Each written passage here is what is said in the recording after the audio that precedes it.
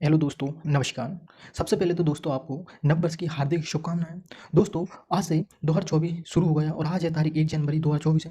अब दोस्तों समय आ गया अपना लक्ष्य तय करो और उस लक्ष्य को पाने के लिए जी और जान से लग जाओ दोस्तों। इसके बाद दोस्तों जैसा कि हमारा जो सेशन चल रहा है वो चल रहा है डेली करंट अफेयर्स का चल रहा है। आज का जो हमारा करंट अफेयर्स है वो है 1 जनवरी 2024 का करंट अफेयर्स है। इस सेशन के अंतर्गत दोस्तों हम लोग वो सभी इंपॉर्टेंट क्वेश्चंस करेंगे जो सभी प्रतियोगी परीक्षाओं हेतु क्या इंपॉर्टेंट है।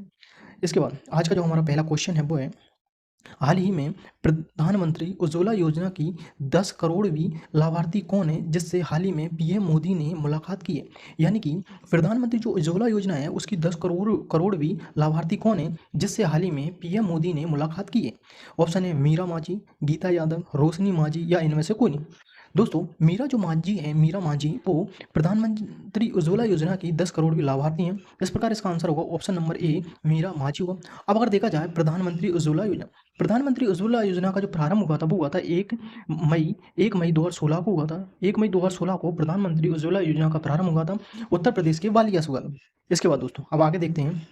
अगला जो क्वेश्चन है वो है हाल ही में किस राज्य के मुख्यमंत्री ने आरोग्य श्री योजना लॉन्च की है। ऑप्शन है तेलंगाना, आंध्र प्रदेश, छत्तीसगढ़ या ओडिशा। तो दोस्तों अगर देखा जाए हाल ही में आंध्र प्रदेश सरकार ने आरोग्य श्री योजना लॉन्च की आंध्र प्रदेश। इस प्रकार इसका आंसर होगा option number B Andhra Pradesh होगा। अब अगर देखा जाए आंध्र प्रदेश सरकार ने हाल ही में कक्षा 8 के छात्रों को टैब वितरण करने की योजना भी शुरू की थी। इसके बाद अब अगला क्वेश्चन जो है आगे वो है हाल ही में जारी एक रिपोर्ट के अनुसार भारत का इस्पात उत्पादन में कौन सा स्थान है। ऑप्शन है पहला, दूसरा, तीसरा या चौथा। तो एक रिपोर्ट के अनुसार हाल ही में भारत का जो इस्पात उत्पादन है उसमें भारत का दूसरा स्थान रहा है। इसका आंसर होगा ऑप्शन नंबर बी दूसरा है। इसके बाद अगर आगे देखा जाए अगला क्वेश्चन जो है वो है हाल ही में केंद्र सरकार ने सुकन्या समृद्धि योजना में ब्याज दर को बढ़ाकर कितना कर दिया। 8.1%, 8.2%, 8.3% या 8.4%। तो दोस्तों अगर देखा जाए सुकन्या समृद्धि की योजना में हाल ही में जो ब्याज दर को बढ़ाया गया वो कर दिया 8.2%। इस प्रकार इसका आंसर होगा ऑप्शन नंबर बी 8.2% होगा। इसके बाद अब आगे देखा जाए जैसे कि परीक्षा पर जो चर्चा है वो है सुकन्या समृद्धि योजना संबंध। सुकन्या जो समृद्धि योजना का प्रारंभ हुआ था वो हुआ था 22 जनवरी 2015 को हुआ था। यह बेटी पढ़ाओ बेटी बचाओ कार्यक्रम का एक भाग है सुकन्या समृद्धि। इसमें जो खाता खुलता है वो 10 वर्ष से कम उम्र की लड़की के नाम का खोला जाता है। इसमें न्यूनतम राशि जो जमा कर सकते हैं वो 1000 रुपये है, जबकि अधिकतम जो राशि जमा कर सकते हैं वो है 1.5 लाख रुपये। इसके बाद और आगे देखा जाए अगला जो क्वेश्चन है वो है हाल ही में किस राज्य सरकार ने आदिवासियों और दलितों के लिए वृद्धावस्था पेंशन की आयु घटाकर 50 वर्ष कर दी है। तो अगर देखा जाए दोस्तों हाल ही में झारखंड सरकार ने जो आदिवासी और दलितों से संबंधित जो वृद्धावस्था जो पेंशन थी जिसकी आयु 60 वर्ष थी उससे घटाकर कितनी कर दी, 50 वर्ष कर दी। इस प्रकार इसका आंसर होगा ऑप्शन नंबर ए झारखंड होगा। अब अगर आगे देखा जाए झारखंड से संबंधित जानकारी जैसे कि झारखंड के संबंधित जानकारी जो परीक्षा पर चर्चा वो है राजधानी क्या है, रांची है। वर्तमान झारखंड के जो मुख्यमंत्री हैं वो हैं हेमंत सोरेन है। वर्तमान राज्यपाल सीपी राधाकृष्णन है। अबुआ बीर दिशुम जो अभियान का प्रारंभ किया वो झारखंड सरकार ने किया। वहीं कर्मा जो पूजा त्यौहार है वो झारखंड से संबंधित है। वहीं झारखंड सरकार ने एक कार्यक्रम शुरू किया उसका नाम है ए हेल्प कार्यक्रम का प्रारंभ किया। इसके बाद आगे अगर आज का जो शुभ विचार है वो है जिंदगी में इंतजार नहीं कोशिश कीजिए जनाब, क्योंकि इंतजार करने वालों को उतना ही मिलता है जितना कोशिश करने वाले छोड़ देते हैं। इसके बाद आगे अगर देखा जाए अगला जो क्वेश्चन है वो है नरेंद्र मोदी कहाँ पर बीएपीएस हिंदू मंदिर का उद्घाटन करेंगे, यानी कि बीएपीएस हिंदू मंदिर का उद्घाटन कहाँ करेंगे। ऑप्शन है न्यूयॉर्क में, डरबन में, पेरिस में या अबू धाबी में।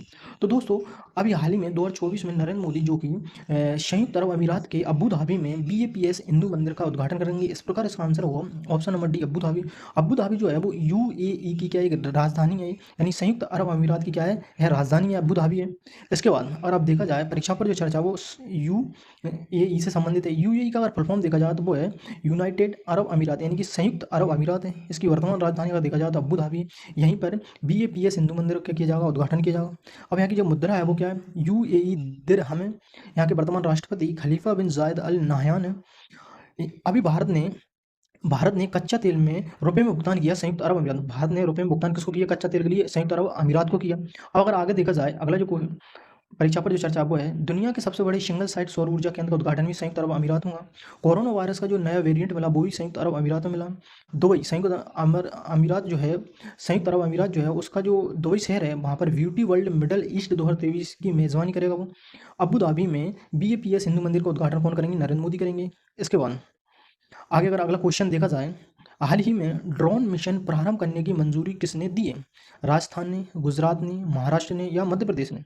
हाल ही में जो ड्रोन मिशन है उसको प्रारंभ करने की जो मंजूरी दी है वो दी है महाराष्ट्र सरकार ने दी है। इस प्रकार इसका आंसर होगा ऑप्शन नंबर सी महाराष्ट्र हो। महाराष्ट्र सरकार ने ड्रोन मिशन प्रारंभ करने की मंजूरी दी है। इसके बाद और देखा जाए परीक्षा पर जो चर्चा है वो है महाराष्ट्र सरकार से संबंधित है, जैसे कि राजधानी वर्तमान में मुंबई है, मुख्यमंत्री कौन है, एकनाथ शिंदे हैं, राज्यपाल जो है वो है रमेश बैस है। नमो 11 सूत्री कार्यक्रम का प्रारंभ महाराष्ट्र सरकार ने किया। जन्माष्टमी पर प्रो गोविंदा प्रतियोगिता का प्रारंभ भी महाराष्ट्र में हुआ। महाराष्ट्र में हाल ही में रतन टाटा को पहला उद्योग रत्न अवार्ड की घोषणा की देने की। इसके बाद आगे अगर देखा जाए एफडीआई प्राप्तकर्ता के रूप में देश में शीर्ष स्थान पर है महाराष्ट्र। पुणे जो है महाराष्ट्र का वो सबसे बड़ी पठन गतिविधि के लिए गिनीज वर्ल्ड रिकॉर्ड बनाया। महाराष्ट्र के पुणे शहर ने सबसे बड़ी पठन गतिविधि के लिए गिनीज वर्ल्ड रिकॉर्ड बनाया हाल ही में। केतकी राउत जो है वो मिस महाराष्ट्र 2023 का खिताब जीता इन्होंने हाल ही में। अब जो 37वें राष्ट्रीय खेल हुए थे उनमें महाराष्ट्र शीर्ष पर रहा। जीडीपी के मामले में महाराष्ट्र शीर्ष पर है। इसके बाद आगे अगर देखा जाए और उद्गम स्थल देखा जाए, जैसे कृष्णा नदी का उद्गम स्थल महाराष्ट्र से होता है, गोदावरी नदी का उद्गम स्थल भी महाराष्ट्र से होता है। कृष्णा नदी का जो उद्गम स्थल होता है वो महाबालेश्वर से होता है, जबकि गोदावरी का जो नदी का होता है वो त्र्यंबकेश्वर से होता है। इसके बाद आगे अगर अगला क्वेश्चन देखा जाए, जैसे कि हाल ही में किसे बेटी बचाओ बेटी पढ़ाओ पहल का ब्रांड एम्बेसडर बनाया गया। बेटी बचाओ बेटी पढ़ाओ पहल का जो ब्रांड एम्बेसडर बनाया गया वो पिंकी को बनाया गया। इस पर इसका आंसर होगा ऑप्शन नंबर ए पिंकी। अब अगर देखा जाए जो बेटी बचाओ बेटी पढ़ाओ पहल जो है उसका जो प्रारंभ हुआ था वो हुआ था 22 जनवरी 2015 को हुआ था। इसी का एक भाग है सुकन्या समृद्धि है, जिसमें जो सुकन्या समृद्धि है जिसकी हाल ही में जो ब्याज दर वो बढ़ा दी है वो 8.2% कर दी। इसके बाद और आगे देखा जाए अगला जो क्वेश्चन है वो है हाल ही में 16वें वित्त आयोग का अध्यक्ष किसे नियुक्त किया गया। केसी नियोगी को, नंद किशोर सिंह को, अरविंद पनगड़िया को, या इनमें से कोई नहीं। अब अगर देखा जाए 16वें जो वित्त आयोग है इनके अध्यक्ष किसे नियुक्त किया। अगर देखा जाए तो जैसे केसी जो नियोगी हैं प्रथम वित्त आयोग के अध्यक्ष थे। वहीं नंद किशोर सिंह यानी कि एन के जो सिंह है वो 15वें वित्त आयोग के अध्यक्ष थे। वहीं अरविंद जो पनगड़िया हैं वो 16वें वित्त आयोग के अध्यक्ष नियुक्त किए गए हैं। अगर देखा जाए आगे परीक्षा पर जो चर्चा है वो वित्त आयोग से संबंधित। वित्त आयोग का जो वर्णन किया गया वो अनुच्छेद 280 में किया गया है। इसका जो कार्य है वो है केंद्र और राज्य में राजस्व का बंटवारा करना। भाई जो इसकी जो अध्यक्ष की जो नियुक्ति है वो कौन करता है, अनुच्छेद 280 ए के तहत 5 साल के लिए की जाती है। अब अगर देखा जाए प्रथम अध्यक्ष जो इसके थे वो थे केसी नियोगी थे। वहीं 15वें जो अध्यक्ष थे वो नंद किशोर सिंह थे यानी कि सिंह थे। 16वें जो अध्यक्ष अभी नियुक्त किए गए हैं वो अरविंद पनगड़िया को नियुक्त किया है जो नीति आयोग के पहले उपाध्यक्ष थे। वहीं वर्तमान में 16वें जो सचिव नियुक्त किए गए हैं वो ऋतिक रंजनम पांडे को किया गया है। इसके बाद आगे अगर देखा जाए 12वें दिव्य कला मेला 2023 का आयोजन कहाँ शुरू हुआ है। 12वें दिव्य कला मेला 2023 का जो आयोजन हुआ है वो कहाँ शुरू हुआ है, सूरत में, पुणे में, रांची में, या लखनऊ में। तो जो 12वें दिव्य कला मेला 2023 का जो आयोजन हुआ वो हुआ सूरत हुआ। इस प्रकार इसका आंसर है ऑप्शन नंबर ए सूरत है। इसके बाद और आगे देखा जाए जैसे कि परीक्षा पर चर्चा गुजरात से संबंधित है। गुजरात की जो वर्तमान राजधानी है वो गांधीनगर है। मुख्यमंत्री वर्तमान में भूपेंद्र पटेल हैं। राज्यपाल वर्तमान में आचार्य देवव्रत हैं। स्टीप इंजन हेरिटेज ट्रेन की शुरुआत गुजरात में हुई है। डिजिटल विधानसभा हाउस का उद्घाटन हाल ही में हुआ है यहाँ पर। गुजरात सरकार ने जो राजमछली घोषित की है वो घोल मछली की, या जिसको गोल्ड फिश भी कहा जाता है। इसके बाद गुजरात का जो बर्दा वनजीव अभ्यारण्य है वहाँ एशियाई शेरों के लिए एक दूसरा घर बन रहा है। गुजरात का जो राजकोट है वो गुजरात का पहला रेल कोच रेस्टोरेंट है। भाई गुजरात का जो सूरत है वो दुनिया की सबसे बड़ी ऑफिस बिल्डिंग है यहाँ पे। गुजरात का जो भावनगर है यहाँ पर दुनिया का पहला सीएनजी पोर्ट टर्मिनल को खुलेगा यहाँ पे।